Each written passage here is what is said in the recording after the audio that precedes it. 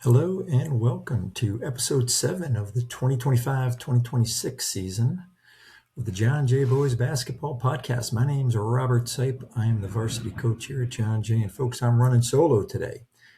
It is just me after a huge nor'easter here in Hopewell Junction, New York. Holy cow, we got pounded with snow, and my son and I, Austin, were outside Sunday from morning from 8 in the morning till like 10 at night. We were going every couple of hours. We went out there and shoveled off 3 or 4 inches. I'm telling you, it was coming down about 3 or 4 inches an hour.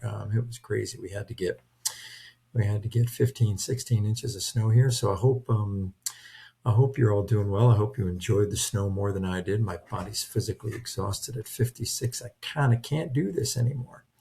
But you do what you got to do, right? You're a homeowner, you do what you got to do. But we are actually selling the house, so this will be my last winter. I'm going to rent an apartment, so this will be my last winter shoveling. So there are some positives, but that was a tough snowstorm. I probably should have invested in somebody coming to plow. My neighbor offered to help. My nephew offered to help, but I just figured Austin and I could do it, and we did do it. Pretty good exercise for us, but man, my body is struggling. But I tell you what's not struggling: our basketball team. So the varsity team is 7-7, and our only game last week was a home game against Spring Valley at 6:30 at night on Friday, January 23rd. And we won the game by 23 points. We won 66-43 against Spring Valley.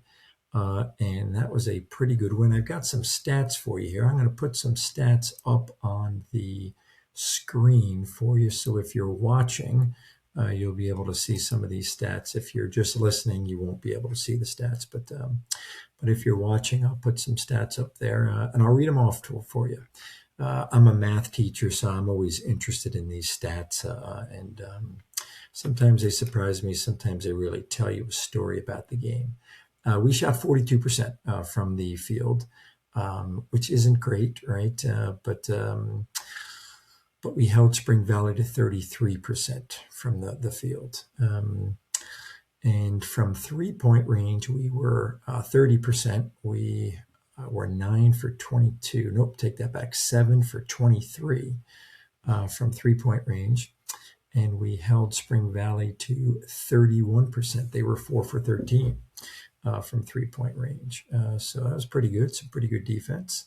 But our shooting, not great. We're usually a little bit better shooting from 3-point range. 7 for 23. And 30% is not great. But I tell you what really wasn't great. Our stats from the free throw line, we were 41% from the free throw line. We hit 9 of 22 shots from the charity stripe. Spring Valley was also 41%. They were 7 for 17. What else do I have for you here? Transition points, we had 9, they had 8, so it wasn't really a back and forth game, right? It was more of a half court game. We scored 21 points off of turnovers. They scored 18. We had 16 second chance points. They only had 7. We had 23 offensive rebounds to their 12, so we almost doubled them in the offensive rebound category, which is great. Points in the paint, we had 28 points in the paint. They had 24. I feel like we should be more dominant in the paint. I feel like our big guys are good this year. John Vaquel, Austin Sipe, Justin Lamar, Johnny Wilson. We'll talk about Johnny Wilson in a second, but he fouled out really early in this game. I'm not too sure what happened, but he had 4 fouls on him almost immediately. Surprised me when the table told me that he had 4 fouls. Usually I'm paying attention, or I'm getting word from the table that, hey, in that first half, anytime somebody has 2 fouls on them, I'm usually notified, and I usually don't even need to be notified because I'm paying attention myself, and I sort of know who the fouls are on. But for whatever reason, I lost track of it, and and the table lost track of notifying me. And before we knew it, John Wilson had 4 fouls on him in that first half. So maybe that was one of the reasons why we weren't great in the paint. What else? We had 20 assists. Spring Valley only had 9, so we're a very good passing team. Sometimes I would say almost too good. Sometimes we get a good shot. We gotta let it fly. We had 13 deflections. They had 11. We had 13 steals. They had 9. We had 17 turnovers. Still too many for me. I personally would like that number to be 0, but I'd be more comfortable if it was down around 8. 2 turnovers a quarter, I think I could live with, but anything in double digits, just we got to take better care of the basketball. We had 17 turnovers, they had 20. So that is a constant focus for us, but for whatever reason, we just keep turning over that basketball. I'm not too sure why. What else do I have for you? In terms of the individual stars, Boston Smith continued to play great, both on the offensive and defensive end. I thought last week I really had played him too much, and he was not as effective in the fourth quarter as I would have liked him to be. So I definitely made a conscious effort in this game to get him out for a couple minutes in the first half and to get him out a couple minutes in the second half. Although I think in the second half, once I got him out, I maybe never put him back in just because, we had the game under control. But Boston was great. He scored 18 points, I think. Let me get my glasses on for this. 18 points. He was 8 for 13 from the field, which is awesome. Vince Popovic also had a great game. He was 3 for 5 from the field. He had 8 points. And every single player on our roster, with the exception of 2, scored a point. Lucas Reverso and Marco Garuffi did not get on the score sheet, so they both had 0 points. But every other player on our team, got at least a point or 2 points, actually, now that I look at it. So that's pretty good. So we're spreading out the scoring, and it's always nice, especially in a home game where you can get everybody on the roster in. We've got 14 players, so it's usually tough to get guys in. It's a varsity sport, so you're playing every game to win. And we usually, with our group this year, go 3 players deep off the bench. So we usually use 8 of our 14 guys in most games. And this one we were able to get everybody in. We were able to play 14 out of 14. And I thought we played well. I thought we had some pretty good energy. I would have loved to see the stands packed a bit more with students. It's a Friday night. I'd love to see more student support out there for our team and for the guys. But it is what it is. Regardless, our guys played well and played hard, and never easy to beat any Section 1 team, especially a team like Spring Valley. This is a team that blitzed us last year in sectionals by 15 points. Now I know they graduated a lot of kids. I know that they're a young team, but a very well-coached team. The coach is excellent, and they're very athletic. They've got some really good players on their team, so I thought we did a nice job of playing well and getting our record back to 500.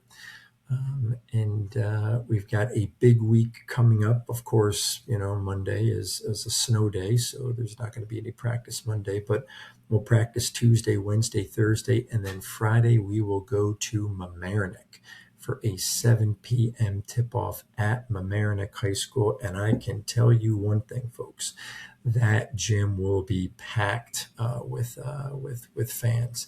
So that's going to be a tough place to play. So I'm just looking at Kevin Devaney Jr.'s Game Day 1 site, and Mamaroneck is currently ranked 2nd in the section with an overall record of 9-1 in Section 1, 11-3 overall.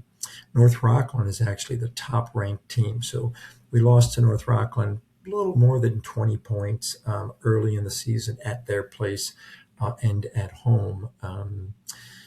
So we're there. We're not the best team in the section, but for the top ranked team in the section, for us only to be losing by 20 points, it's not like we're getting blown out by these teams, right? It's not like we're losing, by 40 and 50 points. We're close. By no means are we there. I don't mean to give anybody any false hope. That means that, that we're on the cusp of knocking North Rockland off in the sectional tournament, or knocking Mamaroneck off. If the season ended today, ironically, we would go to Mamaroneck. We are the 7th seed. They are the 2 seed. So assuming we could win the 7-10 game, Mamaroneck would get a bye, because there's not 15 teams that enter. But currently, right now, Ketchum is ranked in 10th place. So that's not an easy game at all. Never easy to beat Ketchum in any sport, but especially in basketball after playing them 3 times in the regular season. So that would be a difficult task in and of itself. But if we were able to get past Ketchum, if the season ended today, it doesn't end today, but we would go to Mamaroneck for a quarterfinal game. And guess what? We are going to Mamaroneck this Friday. So what's the plan of attack in practice? I'll tell you, definitely to try to limit our turnovers, definitely to try to get better looks at the basket, definitely to try to run our offense cleaner, definitely to try to set cleaner screens, and just to try to run our offense. I think we've done a good job varying our offense. We used to just run the flex, and we used to just get into the flex one particular way. But I feel this year that we've got a lot of different options to get ourselves into the flex. We don't come down and get right into flex. We come down and we run a couple of different variations that give us an opportunity to get an early look at the basket. And if that doesn't work, it naturally just transitions into our flex offense, which I personally love. But our guys on the offensive end, for whatever reason, they don't look down in the post. They don't look out to the corner. They always look wing to wing to make that wing to wing pass. So that'll be a focus for us in practice, trying to run our offense better, trying to wait for screens, set good screens, look for all the different options that are available to us, not just wing to wing, but, down in the block, out in the corner, to see if that's available, and to be patient and to see if we can work to get a really good look at the basket, and then make sure that we're shooting, right? Turning the ball over, 17 turnovers in that Spring Valley game, not good, because those are 17 opportunities that you don't get to at least take a shot at the basket, right? So I'd love to limit those 17 turnovers to 0. That gives us 17 more shots at scoring a basket. And then, oh, by the way, if we can get some pretty good shots, some pretty high percentage shots on the offensive end, I think that'd be great. And then, of course, on the defensive end, just trying to become better defensively. I feel like we've been a pretty good defensive team this year, but I'd love to get better, especially in our zone defenses. We run a bunch of different zone packages. Sometimes we go a 2-3, sometimes we go 1-3-1, sometimes we go 3-2. Sometimes we mix it where we start in a 2-3 and then when we transition to a 1-3-1. Going to try to introduce this week to the boys. We've talked about matching up in all of those zones. I'm a big fan of zone defense, and I'm a big fan of matching up in a zone defense, where sometimes guys will just think, you know what, this is where I am in a zone defense, and this is my area, and if nobody's here, it's cool, man. I'm just going to hang out. Well, it's not cool if nobody's in your area in a zone defense. Do you know why? Because somebody else's area has 2 guys in it. So we got to sort of slide over, and we got to help guys out. We got to match up, and you just can't stay in your area if there's nobody in there. You got to sort of slide over and match up. So going to try to introduce a matchup zone with our guys in practice on Tuesday. I've tried this before. It's usually an absolute nightmare. But the concept is, you start in a whatever. You can start in whatever. I usually start in a 2-3. And what do teams typically do on a 2-3? Well, that you could run some offenses. We have some zone offenses that we run too. But typically what teams do to attack a 2-3 is they line up in a 1-3-1. So then, if you're in a matchup, your 2-3 then merges into a 1-3-1. And then if you're in a 1-3-1 zone defense, what does a team usually do? Well, they usually line up offensively in a 2-1-2. So then as that happens for the offensive team, our 1-3-1 then morphs back into a 2-3 or a 2-1-2. Just that 2-3 where the middle guy in the back row there just steps up to the foul line a little bit to match up with, the guy in, on the offensive team that's at the free throw line. But it's tough, this matchup zone defense. So I'm going to send the guys out a couple of video clips of some college teams in a matchup zone. And it's all about just talking, and it's all about just, making sure you got somebody on the ball. This is what defense is in general, right? Making sure you got somebody on the ball, pressuring the ball. That has to happen no matter what, whether you're in man-to-man or zone.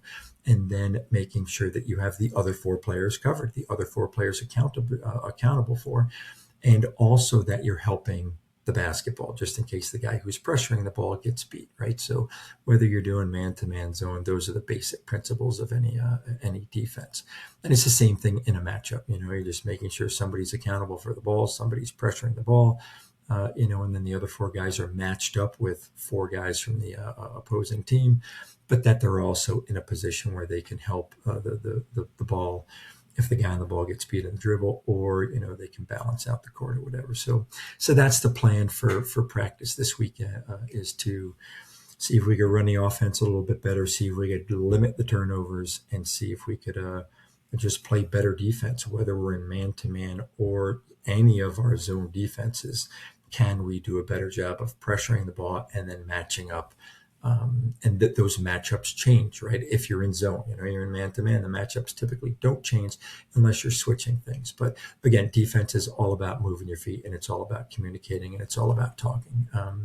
And like I said, we've been pretty good this year on defense. So that's the plan, to go up against Mamaroneck. Mamaroneck was the number 1 seed last year in the sectional tournament, and they returned a ton of kids from that team. So, really expecting them to be absolutely fantastic. I know we got a couple of football players on our team that are out for revenge because Mamaroneck's football team beat us in the sectional finals in football.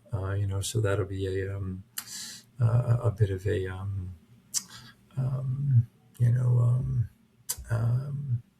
what's the word? I don't know what the word is. Intense. A personal game for Michael Furlavio and Boston Smith, because they were on the football team that lost in the section finals to Mamaroneck, but obviously nothing to be ashamed of. Mamaroneck's got an excellent athletic program, an excellent football team, and an excellent basketball team as well. So that is the plan for this week. Again, just practice Tuesday, Wednesday, Thursday, and then we've got the game at Mamaroneck in Mamaroneck High School on Friday at 7 o'clock. So looking forward to that, looking forward to the week ahead. And I'll be back here next weekend. I hope to be back on with the other varsity coaches, Coach Betcher and Coach Procaccino. We'll talk about that Mamaroneck game, and then we'll preview the following week. The following week is tough, folks. We've got Arlington on Monday at Arlington. Wednesday, we're home against Ossining for a senior impact night. We'll talk about that a little bit more next week on our podcast. And then on Friday, we are at Ketchum. So that's the following week, right? At Arlington, home against Ossining, and then at Ketchum. But for this week, let's not get ahead of ourselves. Practice Tuesday, Wednesday, and Thursday, working on limiting our turnovers and working on defense, specifically zone defense, and seeing if we can't take down Mamaroneck and get some revenge for our football guys, but also, put our basketball program on the map. Can we put our basketball program on the map as one of the tougher teams in Section 1 to face, right? Again, just looking at that Kevin Devaney Jr. site, we are ranked 7th. North Rockland is the top ranked team. We lost to them twice. Mamaroneck is ranked 2nd. We play them on Friday.